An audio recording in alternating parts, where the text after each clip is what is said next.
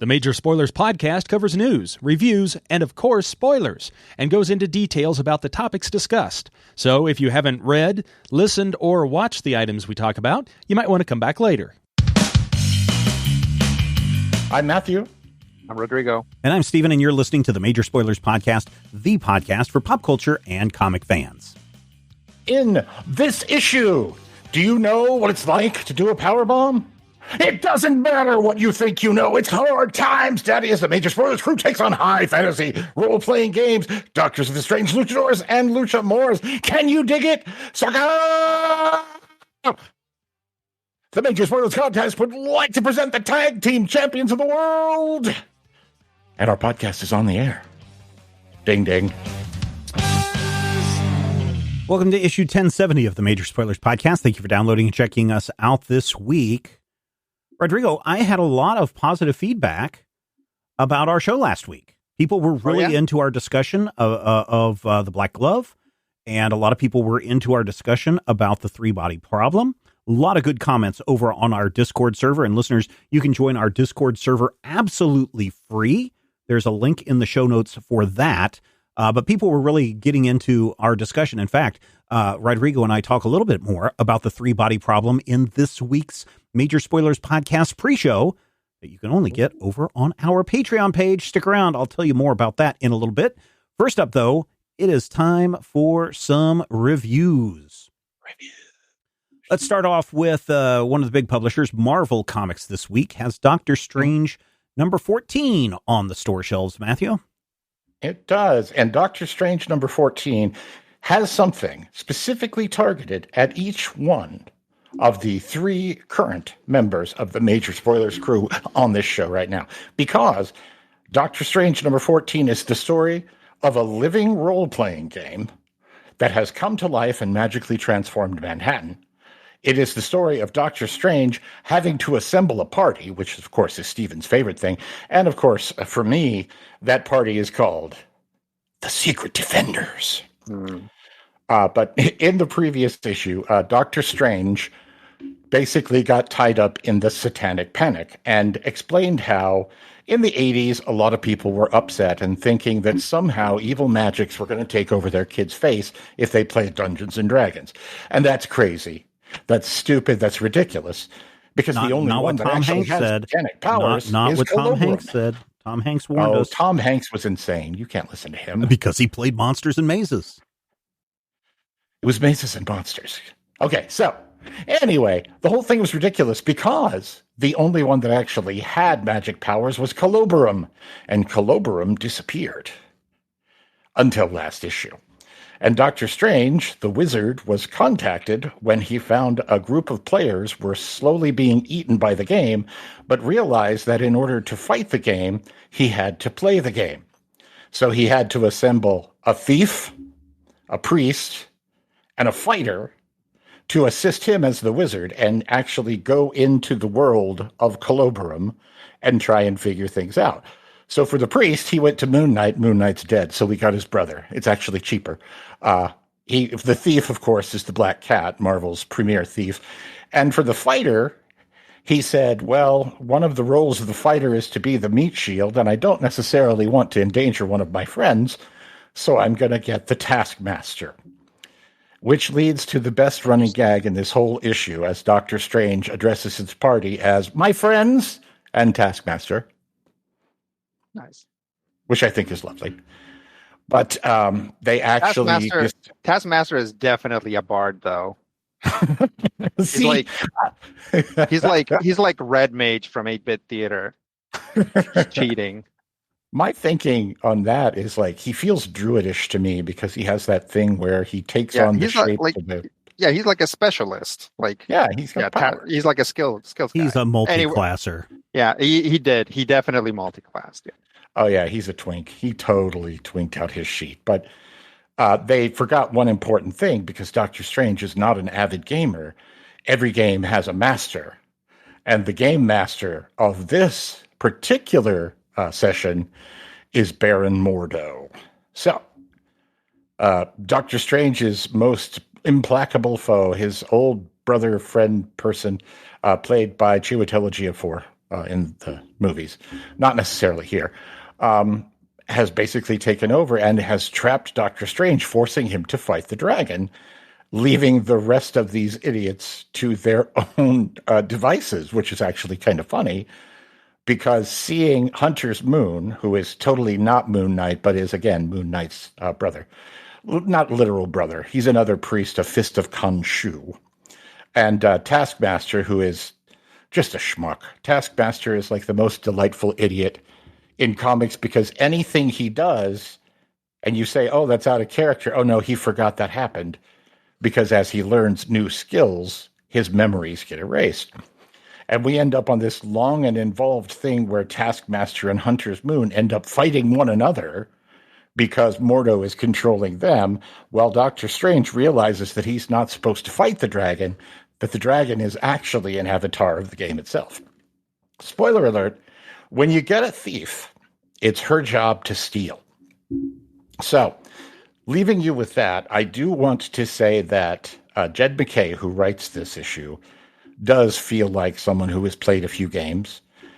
And on the one hand, I feel like the role-playing game comes to life thing does feel a little, familiar as a hook. The way that it plays out here is really weird. It feels different. It doesn't feel like, Die or any of the other type of things that we've seen, or even any of the here's a Dungeons and Dragons game come to life stories that we've read, like the one that was Redacted or Skull Kickers or the various actual Dungeons and Dragons games. But it is really fascinating to go through this and see it as kind of a microcosm of what we've been doing on Critical Hit, because most times the stories don't admit to the existence of the game. And at this point, the existence of the game and the rules of the game are actually the part of the story that's most fun. My one complaint is it does go very, very fast. And in classic Marvel fashion, there's a lot of side trips and subplots and bubbling pots on the side that are going to be something next month or a month down the line, or were something last month that we're now cleaning up. All in all, though, Doctor Strange number 14 really surprised me. Really good issue. 4 slices of meatloaf. If you've ever wanted to see Doctor Strange playing something with Dungeons and or Dragons, this is probably the game for you. I don't know how often Taskmaster has appeared in his other books, but Jed McKay has written Moon Knight series, Doctor Strange series, Black Cat series. So he's really just bringing in, and it looks like he's exclusive to Marvel. He's playing with everybody does that. So I just found that somewhat amusing. So there you go. It's classic, though. It's something that you used to see in like the Bronze Age, where Steve Englehart is now writing Avengers, and all the characters that he had in his old book are now Avengers. I really like that. Plus, anything that says Defenders, I'm a buy. I don't care. Sure. It could, much of it does suck, but I'm a buy it. It says Defenders. Yeah. All right. Out this week from Dynamite Entertainment, we're keeping it in the fantasy realm with Red Sonja, Empire of the Damned, number 1, from Steve Niles, who's written Red Sonja quite a bit, and Alessandro Amoruso on the art. First up on the art is fine. Problem with Red Sonja in the art is the face seems to change a little bit.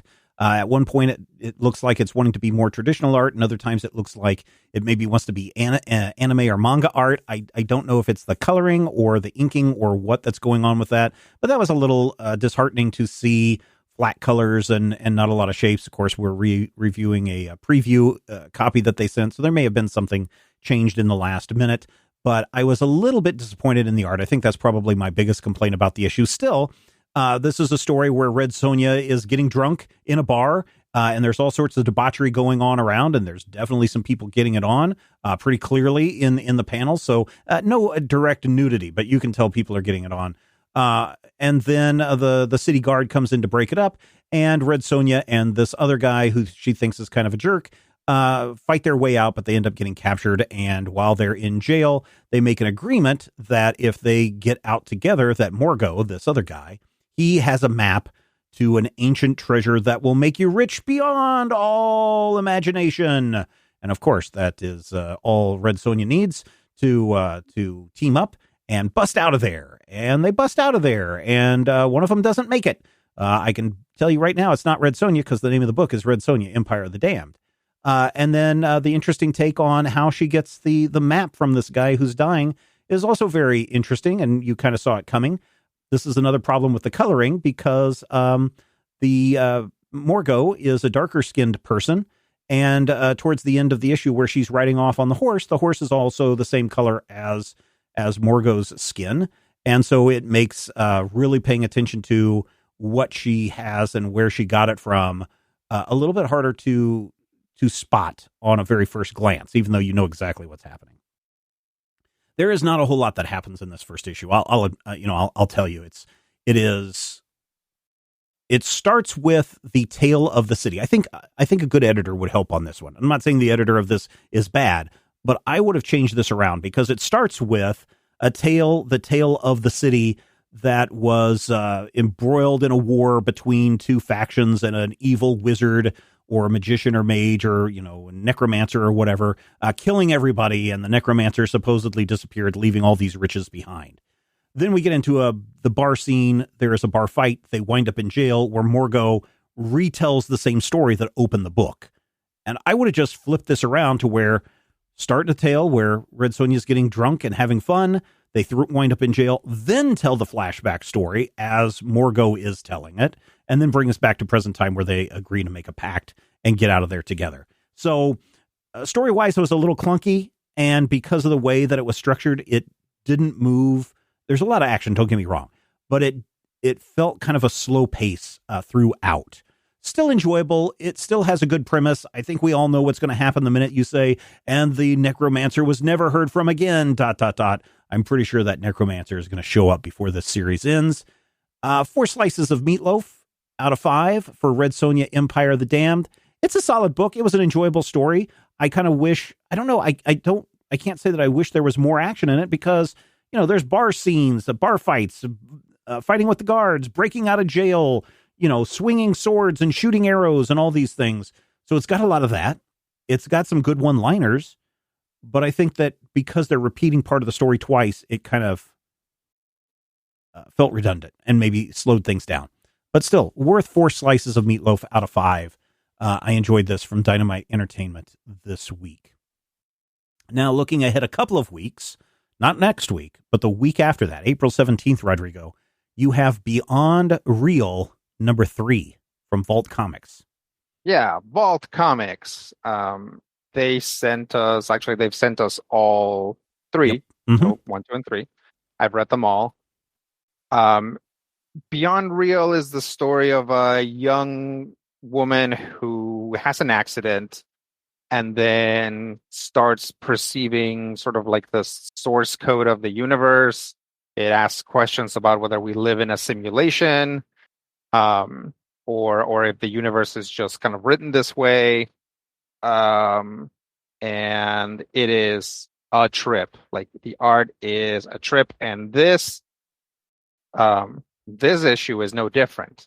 It has multiple artists on it, and there are times when the art shifts radically. And in fact, in the previous 2 issues, there's at least 1 radical art shift per issue, if not 2.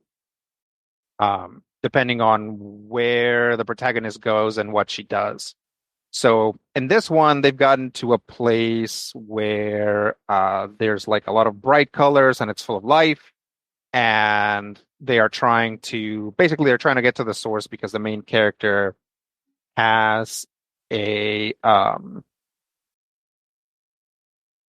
love interest who also got hurt, and she's trying to basically unhurt them, right?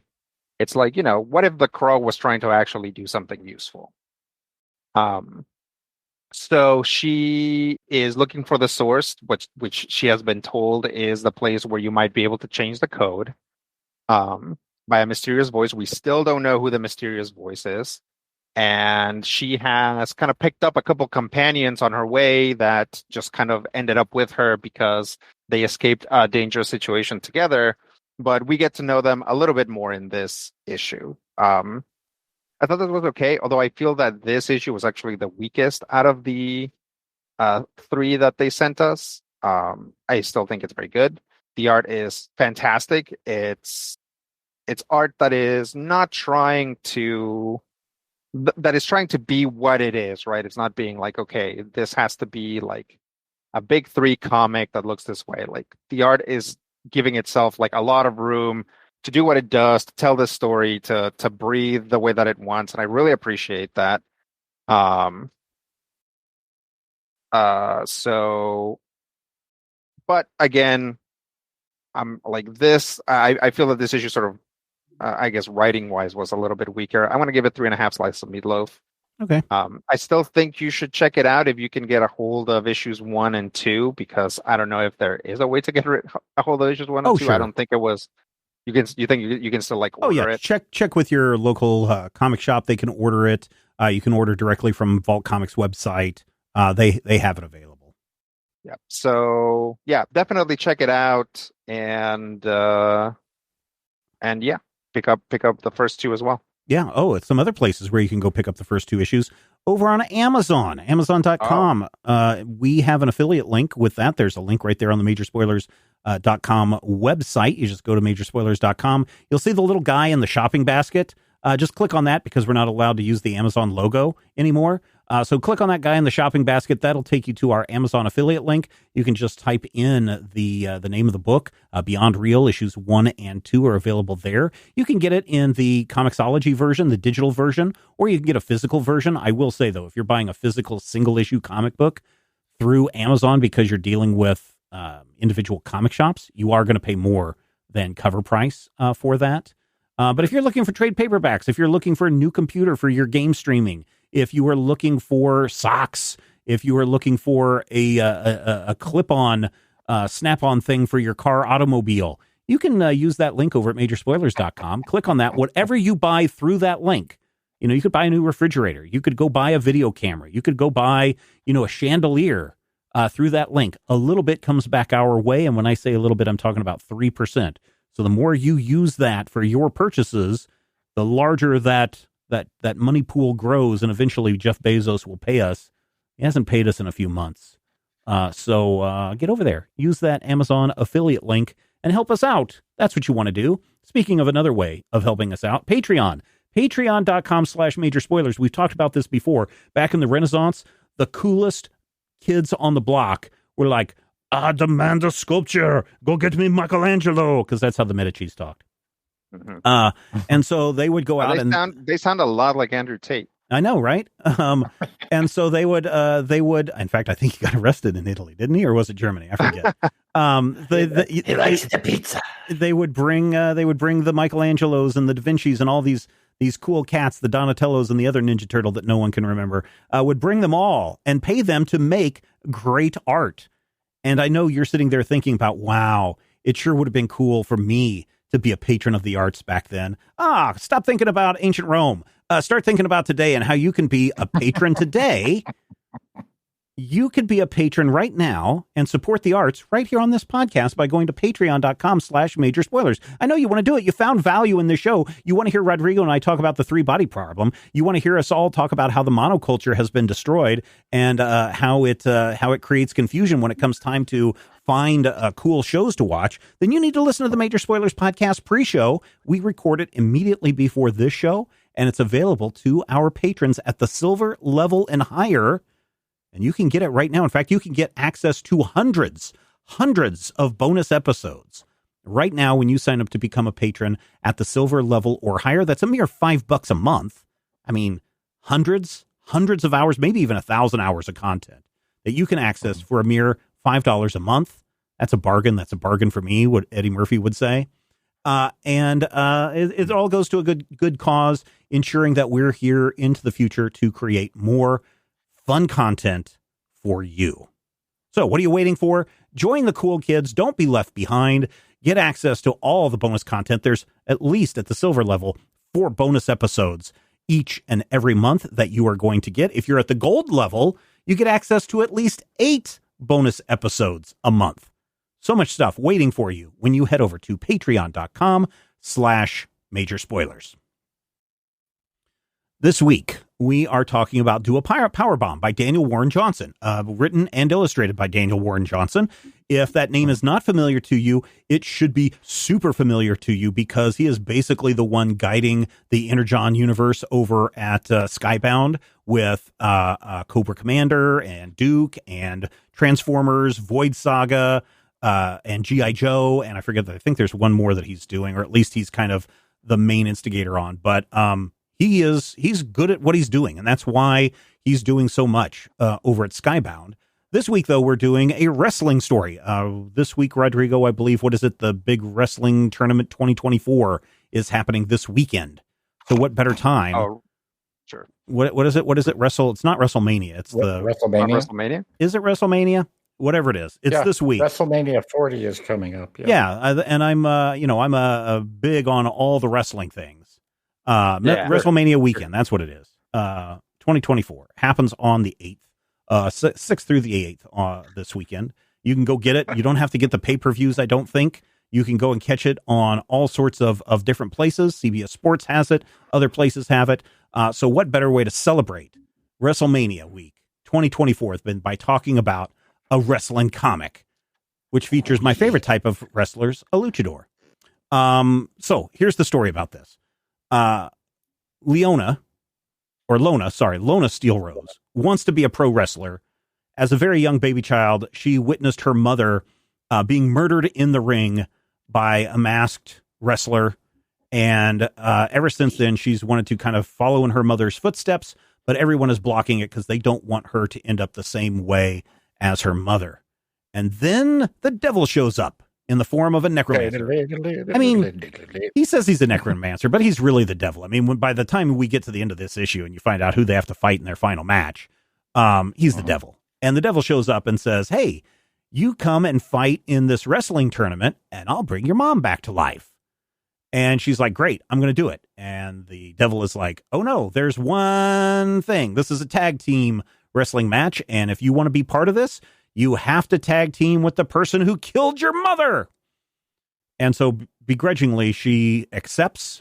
We also find out that the masked wrestler, I forget what his name, Cobra Sun. Cobra Sun.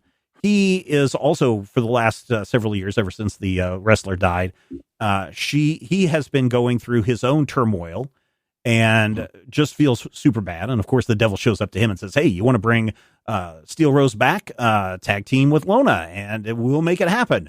And you're like, that's a weird kind of thing, because everybody that they meet in all the matches that they're doing have all been promised that their loved one will come back to them, which should be your first indicator that something's not right when the devil shows up and promises you he can bring a loved one back. And then and that's just in issue 1, right? Then it gets weird. No, then it gets awesome, because then you get to the end of issue 2. And throughout this, first issue, Lona's father has been kind of distant and not there. He doesn't want her to wrestle. And then we find out that he is secretly Cobra Sun this entire time. That's why he's been wearing the mask. And he and Steel Rose fell in love. They had the child, and they never had a chance to tell Lona that he was Cobra Sun. And so he killed his wife by accident.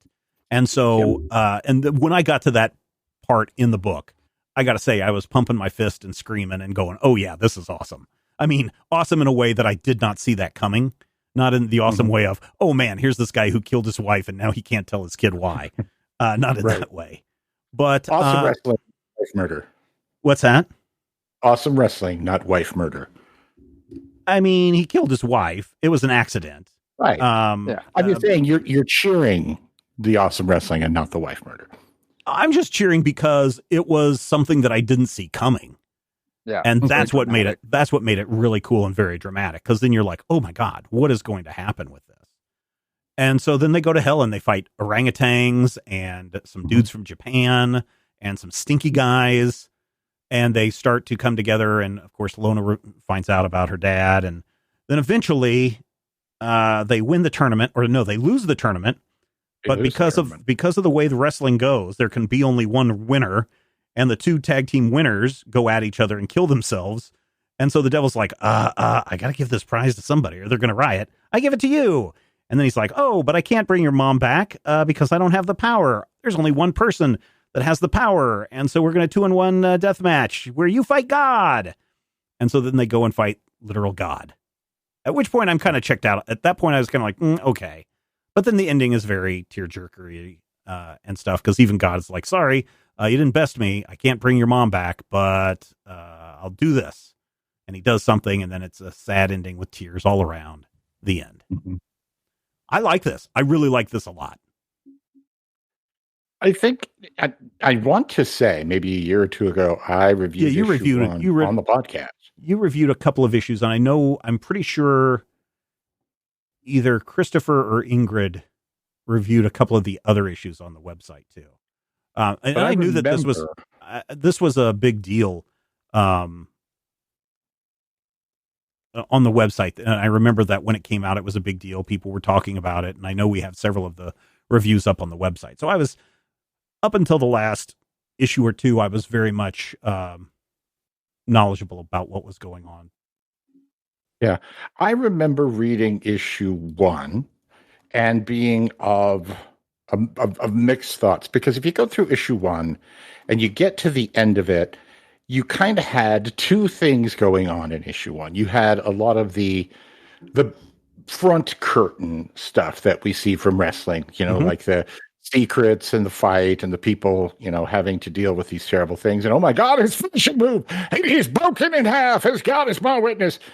But it also had the behind the curtain stuff. And in issue 1, the balance is such that the behind the curtain stuff doesn't feel like the in front of the curtain stuff is like quite balanced out. And you're right.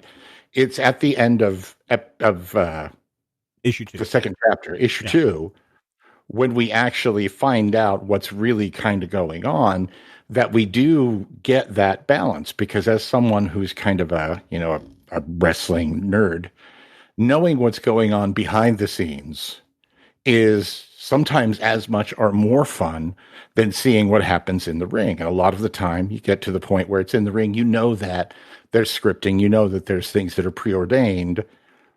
But you do also have the moments, where Axel Rotten smashes something over his head and is clearly actually legitimately breathing. He's bleeding, he's falling down, Mick Foley's tooth is coming out of his nose. But I feel like if you just read that first issue like I did and didn't come back until like now, I feel like you've done yourself a disservice. And I feel like I want to say that whatever I said about issue 1 and my qualms about it back in the day, I was wrong.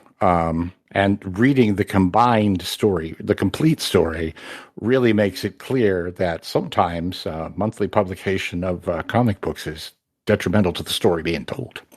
I think if I picked this up when it first came out, I would have read the first issue, and then knowing that she had to team up, the devil shows up and wants to make this deal with her, I would be like, okay, I'm in just from that. And then when you get to the second issue and the end of the second issue, when you find out that Cobra Sun is her dad, that's the point where I would be like, I don't care if this runs 6 issues or if this runs 25 issues. I'm in this for the whole run, just by that twist alone. And so I guess I can see a little bit of your concern if you went into this thinking, oh, this is just going to be a wrestling comic book. Right. And not a conversation about love and loss and, this other dimension that doesn't understand that Earth wrestling isn't real. Right. Then yeah, I can see where you might come a little disappointed.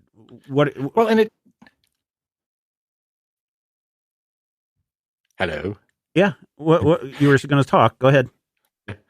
It does have one thing that worked against it in that first chapter, and that is I've read Kinnikuman, and Cobra Sun's mask and crest and general demeanor does sort of evoke Kinnikuman, and for some reason it put me in that mindset, and that's a completely different thing. And I feel like that also, having that reference there, that cool reference point, may have worked against me in this case for the story. So, yeah, you came in with too much baggage, is what you're saying. I go everywhere with too much baggage. It's fine. Rodrigo? I mean, this story definitely is going to resonate differently depending on if you're not a wrestling fan, and if you are, it's going to be different. If you're a wrestling fan, and depending on what your experiences with wrestling, it's going to be different. So I came in and I was like very interested in it. I at the end of the first issue, I did not know if wrestling was like quote unquote real in this world, right? Yeah. Right. If we were watching, because like you can have, obviously there's plenty of comics that exist completely and plenty of stories about wrestling that exist completely within kayfabe, right? That they don't they don't ever show you the behind the curtain stuff, or the behind the curtain stuff is incorporated into the story.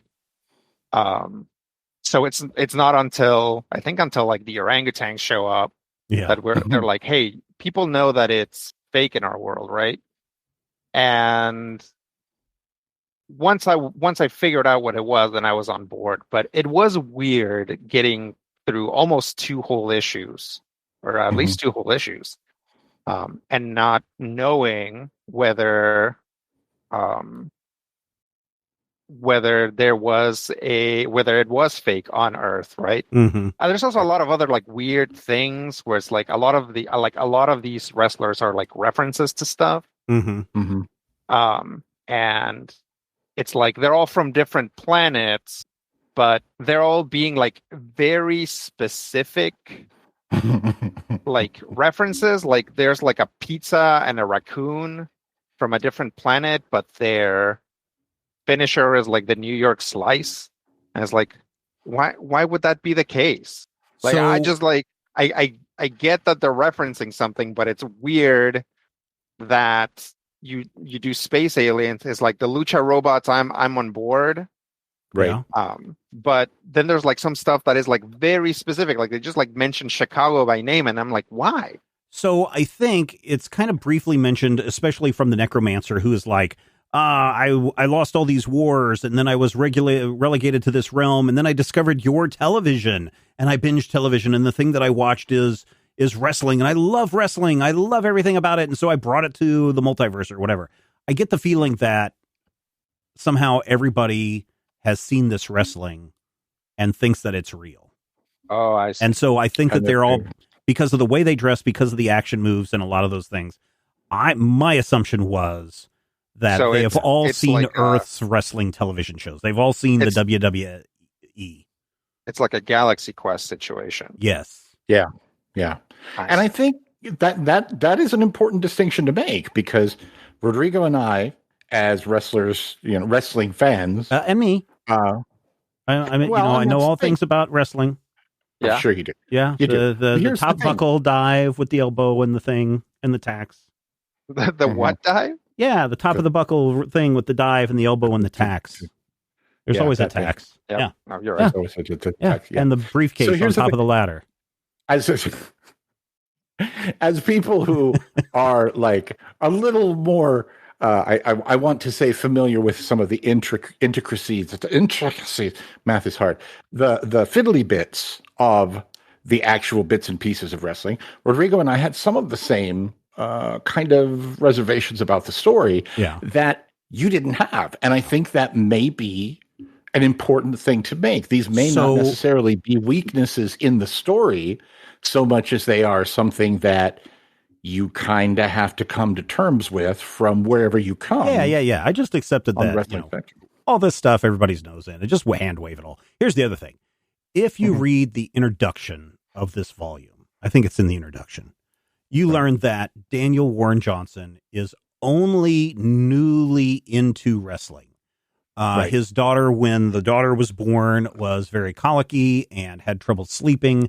And so he and his wife were taking turns with the baby all night, trying to get it to sleep. And he was like, well, if I've got nothing to do, I guess I'll watch television. And like the necromancer, he stumbled upon wrestling, specifically the Japanese wrestling, and fell in love with wrestling just in general. From that introduction, it makes it sound like he was familiar with wrestling. I do believe he said he wasn't allowed to watch it when he was young. So, he's come into this late, and so he's bringing in everything that as a new fan, he wants to incorporate as much of what he knows about all of the different wrestlings into this book. Right. And so I think that makes the book even maybe more charming.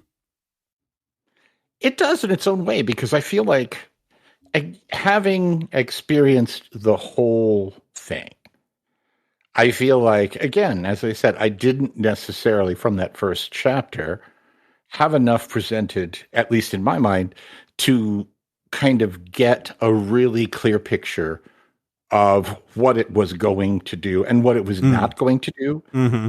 And, the point, I think this is the thing that throws me every single time, is the point where you get to, oh no, Cobra Sun killed her in the ring. Yeah. Mm-hmm. That has happened in real life. And that's the other thing that I think is very interesting. Yeah. Is just not only, what's the new, I mean, yes, in real life in the rings, we have seen people die, broken spines, take a dive where they shouldn't have and landed wrong, broken backs, all that stuff. But we've also seen movies like The Wrestler and the recent Iron Claw, which show very tragic stories about what happened to these wrestlers in the rings. And so it feels like there's a lot of that brought in too. So I appreciated the fact that Cobra Sun slipped. The top buckle was a little bit too slick, and he slipped as he was trying to do his finishing move, which had he been able to do the finishing move correctly, wouldn't have been a problem. But because he slipped, his wife landed on her head wrong and broke her neck. And so I get that. I get that. And I thought that was appropriate to bring into this story. You didn't think so, Matthew, or no? I feel like at that point in the story, as Rodrigo said, we weren't established whether or not this was real. So when someone, like, there's a wrestler, and I want to say it may have been Paraguayo Jr., who literally broke his neck and died in the ring. There's video footage of it. Yeah. But you have that moment of when it plays out, everything stops. You've seen these injuries. You've seen the heel stop and, help his opponent that he's doing. And in the story, Cobra Sun's response to the death is not such that I understand or understood at the point that I read issue 1 as a standalone, whether or not bad guys kill in this universe, whether or not you wrestle till you die. R.I.P. the wrestler, he wrestled so hard he died. But that is, I feel like, a thing. That is a major struggling point for me, because we do see him looking upset, but it's not really addressed. And of course, the bad guy being the bad guy, we don't get a lot of in issue 1 focus on it. And there could definitely be a thing where, like, this is all real, but he was just trying to hurt her, right? Not kill her, and the slip can still happen, right? Just like if they were like fantasy sword fighters and one of them only wanted to disable the other one but accidentally kills them, like, it could still be, even though it exists within this like nebulous place of things that actually happen in wrestling. And I believe Paraguayo Jr. was killed by like a blow to the chest, actually from Rey Mysterio Jr. It's like it, and the hit. Here's the thing: if we're gonna get into it, it was perfect. Like, he got hit with a move that people take all the time, but it hit him just, I don't know, at the precise moment, or maybe he had something go wrong before, but it stopped his heart, and they didn't get it back on time. And so I wonder if that is why that makes this opening scene with the death of Steel Rose that much more interesting, because the announcers are like, oh, he's getting ready to do his finishing move. It's not like nobody in the arena or who was watching this match, this is the first time that this person has ever done anything. They know that this guy's finishing move is, the drop from the top, and then it just goes wrong. So it's this simple thing that they've done 1,000 times. These two have worked together. We learned that they've worked together nonstop since the early days, and this is just an accident that happens. And based on your perspective, which is what I think the end of the book is getting to, is we see things only a certain way. And maybe that's where you, Matthew, are like, oh, I only know wrestling from this perspective, so I come in to this with these expectations, and then it's flipped on my ear. Same way at the end when God is like, hey, listen, I'm going to open your mind to the things that you forgot because of of your trauma. I'm going to open this up and change your view on the whole situation, which was really cool. And so I just, I wonder if that wasn't the whole kind of message. Is sometimes we get too wrapped up on what we remember or what we're expecting, and we don't look at, or we forget about the other things that are going on in her life. Lona pushing her father away without knowing why, her father unintentionally pushing her away because he doesn't feel like he can reveal himself for fear of losing his daughter. Uncle Benjamin, who gets killed because he's also in this tournament to bring his sister back to life. The fact that Uncle Benjamin knows behind another mask. that we find out that Uncle Benjamin actually knew all along what was going on. There's a lot of things that people who aren't willing to just open up and talk to one another. In this case, it becomes at the beginning is a very dysfunctional family story until Lona finds out that her dad is Cobra's son, at which point she's like, oh, I just wish you would have told me. So I wouldn't have hated Cobra's son this entire time. And that's when it feels like the music kicks up and they're doing a slow walk into the arena and just kicking butt left and right for the rest of the issue.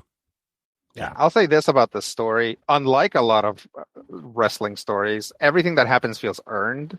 Yes.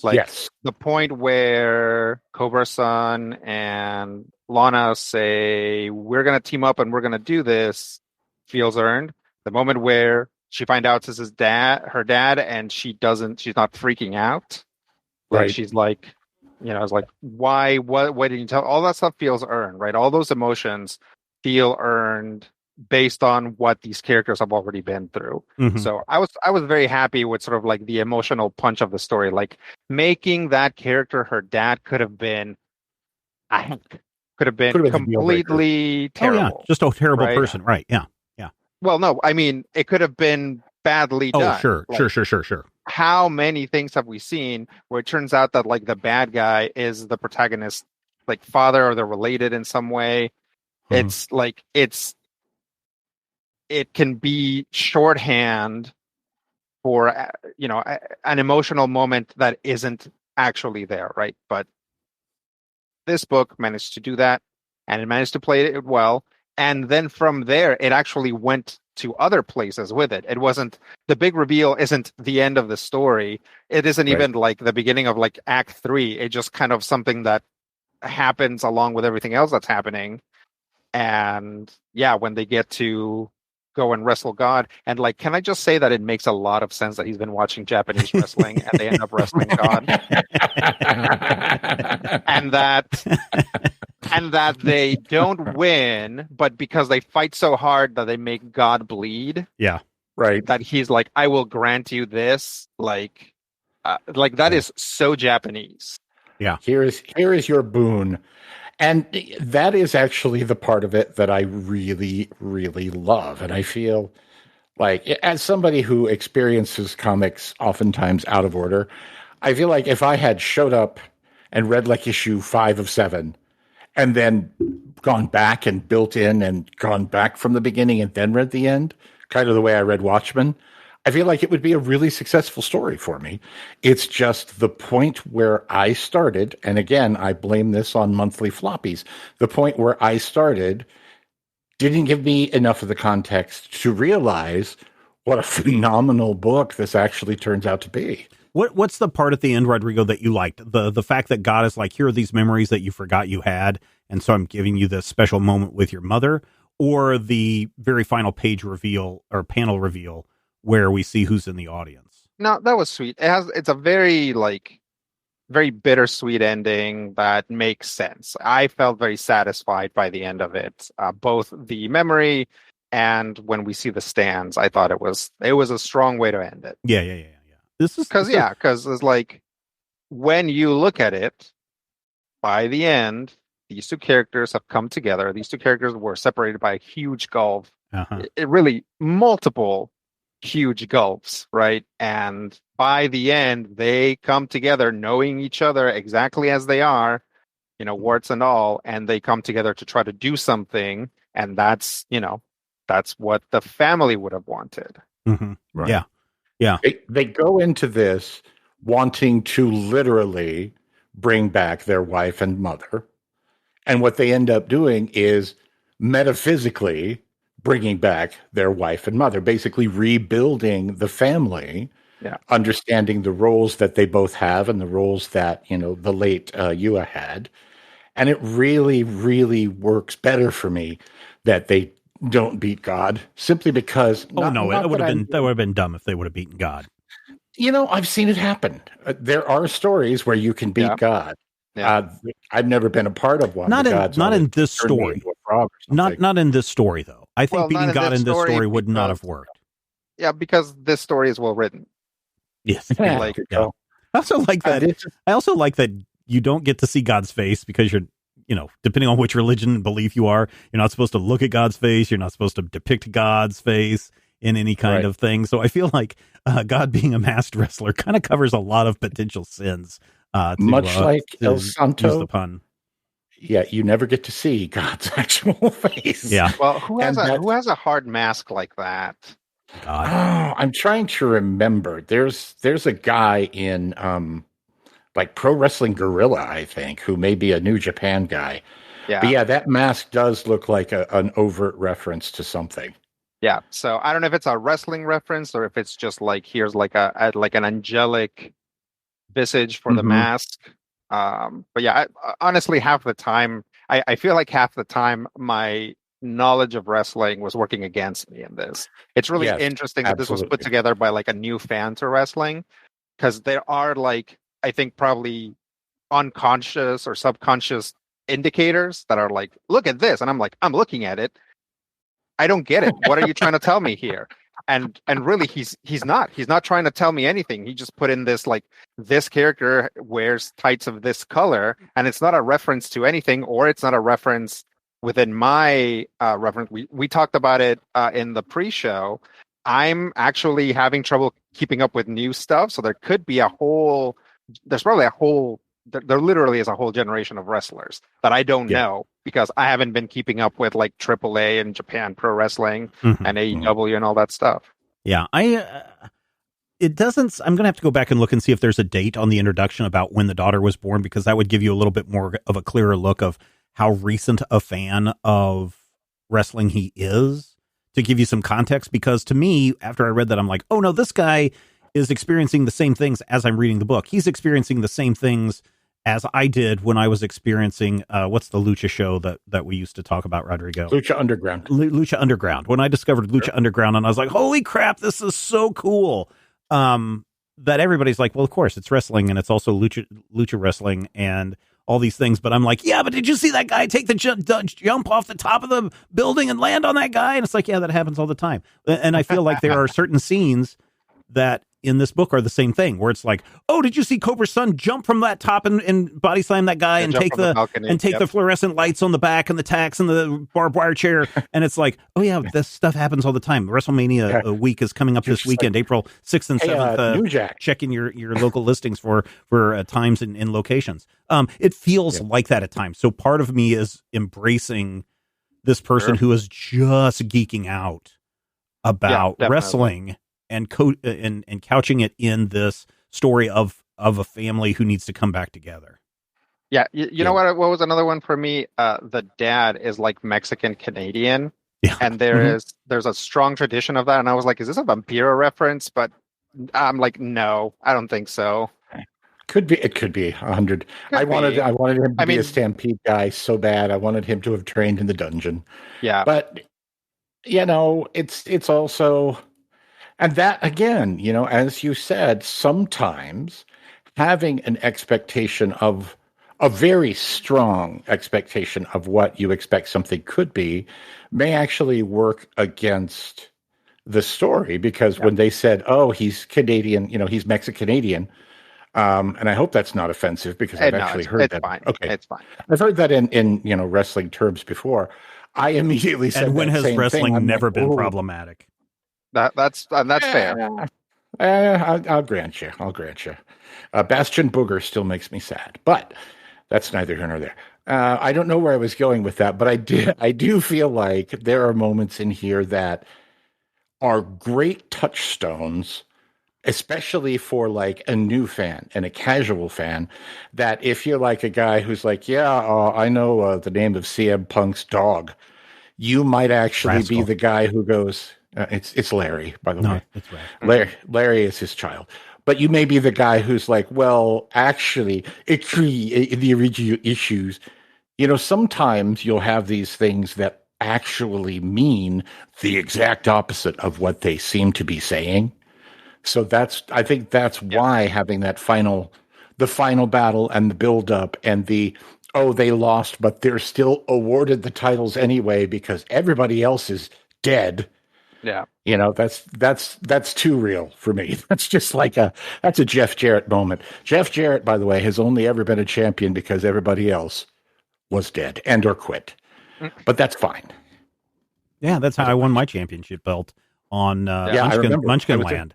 Is everybody moved away or they just stopped coming to the game night? And so by default, I've got that championship belt. Thank you, the great NATO. You are awesome. Okay, so if you guys thought that Do a Powerbomb by Daniel Warren Johnson was awesome, and we'll find out final thoughts in a moment, just imagine what he's doing now in the Voidverse or the Void Saga with the Energon universe with Transformers and G.I. Joe and all that stuff. I think I've been reading Cobra Commander, and I've been digging that. So now I kind of want to go and explore what else Daniel Warren Johnson has done. Bottom line for me is, I don't care if you know nothing about wrestling. I don't care if you're a devotee of wrestling. I think you should go and buy Do a Powerbomb #1 from Image Comics. Go out and collect it and put it into your pocket right now. By the way, it's Void Rivals. That's what it is. Void Saga is us. Yeah. That was literally us like 6 years ago.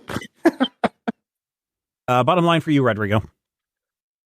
Get into it. Do a Powerbomb is really good. I feel like we didn't talk enough about the art, which is I think the art is really start geeking out about stuff. Yeah. The same art guy, is so fantastic. we're not slighting him by not talking about the art. So fantastic. It's just so good. Yeah. Like wrestling has a look to it, and it is done so well, right? It's like you can do wrestling too well, and then it looks as forced as wrestling sometimes looks.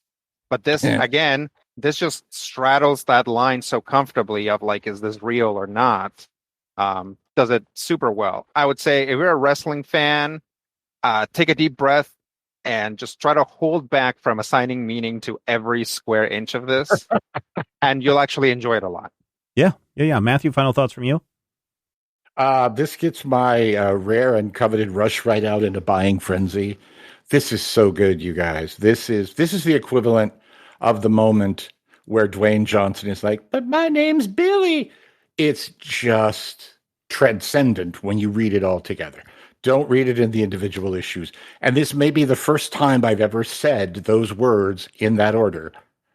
So, 30 years later, Stephen may have rubbed off on it. Ooh, gross. The conversation, and maybe I'll put a note in this for next week, maybe. The whole conversation about direct-to-trade or single issues is something that's probably a pre-show discussion, but I think that for whatever reason, I'd have to go back into the Major Spoilers archive. For whatever reason, I think there was a gap somewhere in the story, in the releases, and that would be very frustrating for me if I got up to issue 4 and it's like, hey, there's going to be a 2-month break, and then we get back into doing these final issues. I think I would have been annoyed by that, but I would agree that this is something that you have to read in one sitting. I waited 31 years for issue 25 of Miracle Man. I can wait 2 months for another Daniel Warren Johnson epic. The book that I had, Beyond Real, I think it was a year between issues 1 and 2, and now it's coming out more regularly. But it happens, and it'll break you off, and you'll forget there's so much media. Yeah. Right? Yeah. And there's so many comic books out there. And we're going to come back next week to talk about more comic books. Why? Because we know that you love comics and we do too. And if you found value in the show and you got off talking about wrestling, you want to hear more of me talking about my love and knowledge of all things wrestling, then you definitely want to become a patron over at patreon.com/major spoilers. Maybe I'll start a new wrestling show where I just talk about wrestling and my deep, vast knowledge and experience with wrestling, going all the way back to the 1900s when the first wrestler appeared on the scenes, and he would go from town to town. It was actually invented by Dick Wrestler in 1870. And he would go from town to town and wrestle anybody. He would wrestle anybody for money, and if you beat him, then you got to bite the head off a chicken. And so now you know a little more, and we will talk with you next time. That's actually true. That's all true. Fat Dick's Ray vision of a Superman. I could save a few bucks and stand around and read through the covers of the comics on the stand. But although every other page would be backwards, I suppose, I could still read the evens and the odds. Well, I don't know. Guess I haven't thought this all the way through. Plus, as soon as the comic book store guy knew, he kicked my butt out on the corner. What a major spoiler. What a major spoiler. Think about a better way. If I was hulking green or gray, I could just bust through that brick wall, take their comic books away. But then the little meat would deal with all the tanks and bombs and guns. Have you ever tried to read a series with all that going on? Guess I need to rethink this plan. How would I bag and board my comics with such huge hands? Guess I already told ya. What a major spoiler. What a major spoiler. Yeah, yeah, yeah. What a major spoiler. What a major spoiler. If I'm Stark Raven rich like a man of iron, I might not be surprised to find that I might actually have the heart cold to follow an entire storyline. But would I really even need to read up on all those escapades? I mean, who needs such distractions when your sister's such a babe? But the downside is such a beast. Being shot up in a fun, be in the Middle East with a gang sign throwing soldier. What a major spoiler. What a major spoiler. Yeah, yeah, yeah.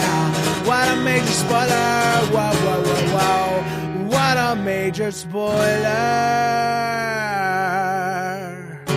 This podcast is copyright 2024 by Major Spoilers Entertainment, LLC.